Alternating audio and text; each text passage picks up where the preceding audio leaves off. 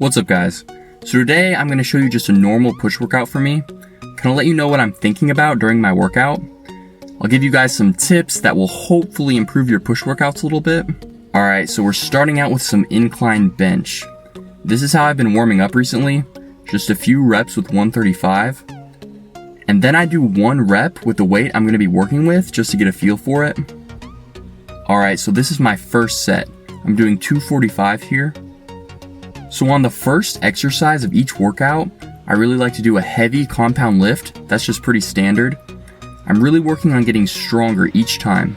If you're natural, that's the best way to put on size, alright? Trying to get progressively stronger on each lift.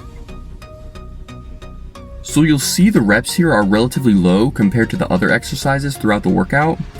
This is because lower rep ranges are better for getting strength.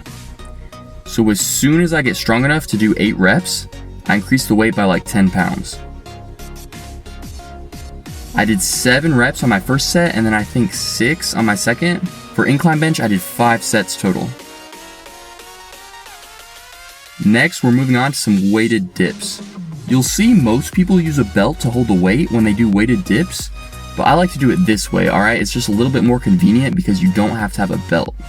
I'm working with 70 pounds here. So I'm sure you guys notice that my range of motion is really small. This is because I'm really trying to focus on the chest. For pushing exercises, you use mostly chest for the bottom of the rep and mostly triceps for the top of the rep. And I've always been arm dominant, alright? That's just my genetics. So to balance things out, I actually try to work arms as little as possible. If your arms are too big, then they're gonna make your shoulders look small and it's gonna give you a less aesthetic look. But if you want your triceps to grow, you're gonna want to use a full range of motion on dips. Alright, so now we're doing some overhead press. This is great for the shoulders. So around this point in the workout, the guy at the front desk actually threatened to kick us out for filming in the gym. So the rest of the workout had to be filmed kind of secretly, and we ended up getting some pretty interesting camera angles. So for overhead press and dips, I did 4 sets each. You can see I'm not lifting too much weight here. That's because I'm using pretty good form. On these, it's really easy to cheat and use your legs to help lift the weight, but you really shouldn't do that because the focus here is on the shoulders. Alright, so now we're on to the isolation exercises. These are less about gaining strength and more about just getting in some extra hypertrophy. First up are dumbbell flies. I do them with a slight incline because I like to concentrate on the upper chest a little bit more. I feel like my upper chest is lagging just a little bit behind my lower chest. So I knock out these last few exercises pretty quickly. I only rest about 1.5 minutes between sets here.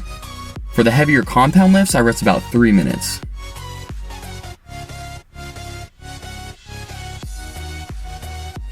Now we're doing some lateral raises to really work the shoulders. I think that chest and shoulders are by far the most important muscle groups when it comes to building an aesthetic physique, so this is definitely my favorite workout day. I actually eat a few hundred calories more on push day just to make sure I'm in a surplus for part of the day.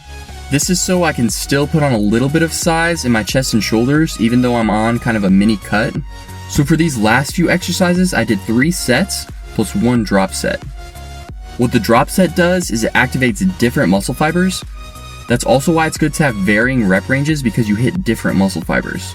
For these last few exercises, I'm doing quite a few more reps than the first few exercises. Alright, so we're ending the day with a pec deck, just to make sure we hit the chest hard enough.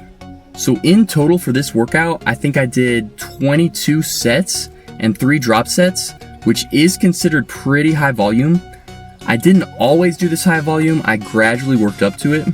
So if you're a beginner, I do not recommend that you start off with this exact workout. Alright, so that's it for today, guys. There is an awesome video coming out Monday. It's super funny, and you don't want to miss it, so please subscribe to my channel.